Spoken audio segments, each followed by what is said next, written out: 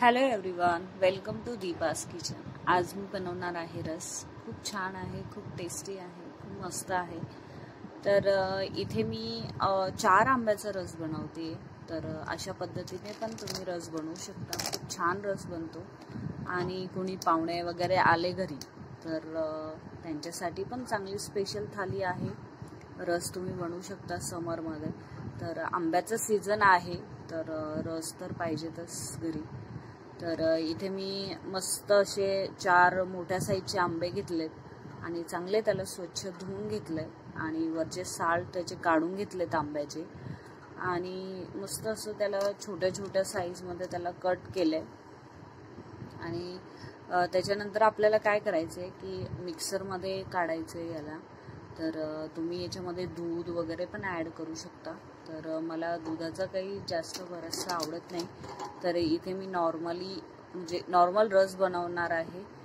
तर बघा, अशा पद्धतीने मस्त छोटे छोटे त्याचे तुकडे करून घ्यायचे। जे कोणी असं चिंबून वगैरे असं पण बनवतं, पण मला तसं आवडत नाही रस बनवायला, तर मी असाच बनवते। तर मी कधी कधी काय करते की साल्ट पण काढून घेते आणि डायरेक्टली चमच्याने त्याचे जो आंबा आहे तो काढून घेते। तर इथे मी 2 मोठ्या साईजची छोटी वाटी आहे, म्हणजे मीडियम साईजची वाटी आहे ही। तर टेस्ट अकॉर्डिंग तुम्ही याच्यामध्ये साखर टाकू शकता। तर जास्त आंबट वगैरे असेल तर साखर टाका। तर इथे थोडासा मीडियम होता मँगो हा, त्याच्यामुळे मी थोडीशी साखर मीडियम साईजची वाटी आहे ती, तर तिथे मी 2 वाटी साखर टाकली आहे। तर बघू शकता किती मस्त असं सॉफ्ट थिक मँगो ज्यूस निघालाय बघा। तर याच्यामध्ये मी काहीही ॲड करणार नाहीये। तर वाटल्यास तुम्ही थोडंसं पाणी पण, थंड पाणी वगैरे ॲड करू शकता। तर याच्यामध्ये थोडंसं मीठ टाकायचे, थोडंसं टाकायचे, जास्त नाही, जेणेकरून आंबा जो आहे तो चांगला मस्त टेस्ट त्याची चांगली लागेल। तर अजून याला मी चांगलं मिक्स करून घेतलंय।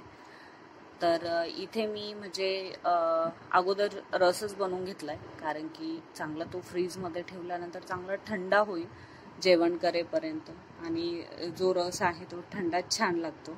तर इथे मी पहिले रसच बनवून घेतला आणि मग नंतर फ्रीजमध्ये ठेवून दिलं त्याला थंड होण्यासाठी। तर रसासोबत मी भाजी बनवते भेंडीची। तर तुम्ही बोलत असाल की रसासोबत भेंडीची भाजी कोण खाते? आमच्या घरी खातात रसाची भाजी। तर कांद्याची चटणी वगैरे किंवा उडदाच्या डाळीचा वडा वगैरे असला तर तो पण छान लागतो रसासोबत। तर इथे मी भेंडीची भाजीच बनवली आहे आणि 2 मोठ्या साईजचे कांदे घेतले। तर एक कांदा मी एक मोठ्या साईजचा जो कांदा आहे त्याच्यातला अर्धा कांदा मी भेंडीला यूज करणार आहे, आणि एक स्पेशल मोठ्या साईजचा कांदा की ज्याचे मी भजे बनवणार आहे। तर कांदा बघा किती छान मस्त मी पतल्या पतल्या स्लाइसमध्ये कट केलाय। तर तुम्हाला जसं म्हणजे कांदा भजी बनवायची असेल तर अशा पद्धतीने कापा, खूप छान लागतात भजे। तर इथे मी पतल्या स्लाइसमध्येच त्याला कट केलंय। तर इथे मी काही हिरव्या मिरच्या, कोथिंबीर चांगली चॉप करून घेतली आहे, बारीक करून घेतली आहे, भेंडीला यूज करणार आहे आणि काही भज्यांना यूज करणार आहे। तर कांदा मी हा जो लंबा कापलाय तो भेंडीसाठी कापलाय, आणि हिरवी मिरची घेतली मी 5 घेतला असतील। तर त्या मी अर्ध्या भज्यांसाठी यूज करणार आहे आणि अर्धे भेंडीसाठी यूज करणार आहे।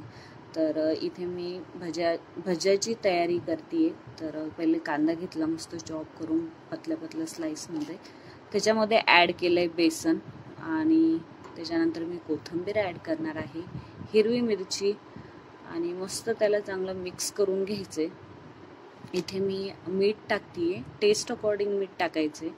तर इथे मी 1.5 चम्मच, म्हणजे 1 टीस्पून असेल तो चम्मच, आणि अर्धा घ्यायचा आहे, म्हणजे 1.5 चम्मच आपल्याला इथे मीठ घ्यायचे। त्याला चांगलं मिक्स करून घ्यायचे, थोडंसं पाणी ॲड करून त्याला चांगलं मिक्स करून घ्यायचं। तर तिथे मी ओवा पण टाकला होता थोडासा बारीक पतला करून, आणि जो सोडा आहे खाण्याचा तर तो मी लास्टला ॲड करणार आहे। तर सोडा वगैरे नसेल ना तर आय थिंक मी सोडा नव्हता टाकलेला, तर आपलं जे गरम तेल आहे ते टाकायचं भज्यांमध्ये. जर का सोडा नसेल तर तसं करायचं, छान बनतात भजी. तर इथे मी मस्त जिरा, मोहरी, कांदा तेलामध्ये टाकलाय, थोडंसं ऑइल टाकलंय, हिरवी मिरची टाकली आहे, चांगलं मिक्स करून घ्यायचंय. याला मिक्स झाल्यानंतर म्हणजे चांगलं लाल जो कांदा आहे तो चांगला ब्राऊन झाल्याच्या नंतर आपल्याला याच्यामध्ये भेंडी ॲड करायची आहे.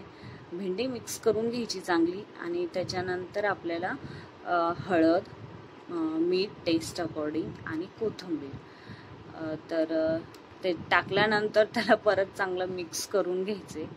भेंडीला कसं थोडंसं तेल जे आहे ते थोडंसं जास्त प्रमाणात घ्यायचे. तर मी पहिले थोडंसं टाकलं आणि वरतून म्हणजे भेंडी जर का चिकट करायची नसेल तर थोडंसं त्याला साईडनी तेल सोडायचं. कारण की बऱ्याचशा जणांना भेंडी अशी चिकट नाही आवडत. आमच्या घरी पण नाही आवडत चिकट जास्त भेंडी. आणि इथे मी रसासोबत लागणारे कुरडई, पापड, तांदूळाचं पापड, उडदाचं पापड, तर इथे मी ते घेतीये आणि ते तळणार आहे. तर इथे मी कढईमध्ये बरंचसं तेल टाकलंय, अर्धी कढई असेल. तर त्याला चांगलं गरम होऊ देणार आहे आणि त्याच्यानंतर पहिले उडदाचे पापड तळून घ्यायचे. कारण की आपण जेव्हा तळतो ना तर कुरडई वगैरे भजे वगैरे पहिले तळले ना तर जो पापड आहे उडदाचा, तांदळाचा, तो चांगला फुलत नाही. तर हे बघा किती मस्त अशी मस्त तरतरीत तांदूळाचा पापड फुलतोय, उडदाचा पापड पण फुलतोय आणि कुरडई पण. तुम्ही जेव्हा तळसाल ना तर पहिले हे तळून घ्यायचं, त्याच्यानंतरच आपल्याला भजी तळायची आहे. तर इथे मी पहिले उडदाचे पापड तळून घेतले, त्याच्यानंतर तांदूळाचा पापड तळलाय आणि इथे मी गव्हाची कुरडई ती तळतीये. तर बघा किती मस्त अशी तरतरीत फुलतीये, खूप छान लागतं रसासोबत. आणि स्पेशल म्हणजे मी विदर्भ स्टाईल थाली बनवते. आमच्याकडे ना म्हणजे मी विदर्भातलीच आहे, तर आमच्याकडे ना रसासोबत शेवयाचा भात लागतो म्हणजे लागतोच आणि खातात पण.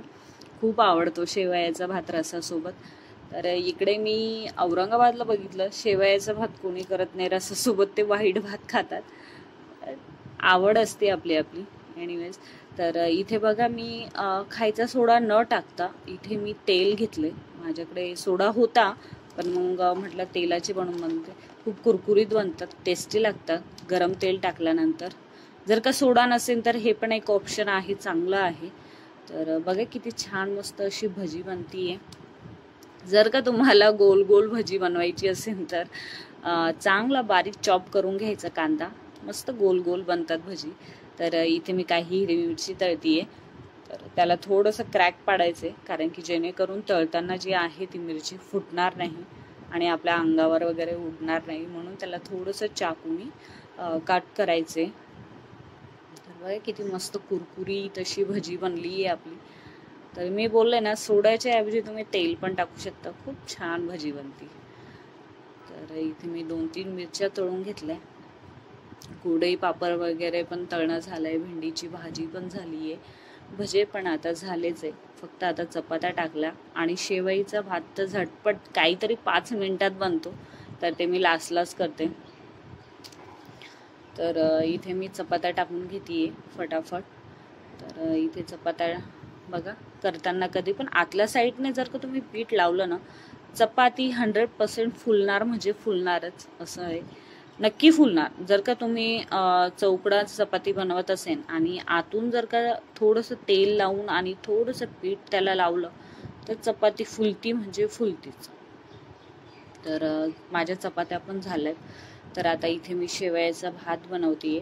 तर पाणी घेतलंय एका पातेल्यामध्ये आणि शेवई जी गव्हापासून बनते ना, तर ती शेवई मी घेतली आहे आणि त्याला चांगलं उकळून घेणार आहे. याला काही जास्त वेळ शिजवायचं काही काम नाही आहे, कारण की ती शेवई खूप बारीक असते ना, लगेच गाळ होऊन जाते.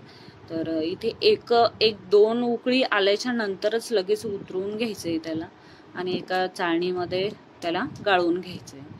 तर याच्यामध्ये मी थोडंसं तेल ॲड करते, जेणेकरून जास्त मस्त अशा मोकळ्या झाल्या पाहिजे शेवया म्हणून. तर बघा एका चाळणीमध्ये मी चांगलं त्याला गाळून घेतलंय आणि असंच मी त्याला थोडंसं थंड व्हायला ठेवते. तर इथे मी प्लेट तयार करते. खूप छान म्हणजे कोणी कोणी असं वेगळी प्लेट बनवतं, तर ही माझी पद्धतीची प्लेट आहे मी जशी बनवते.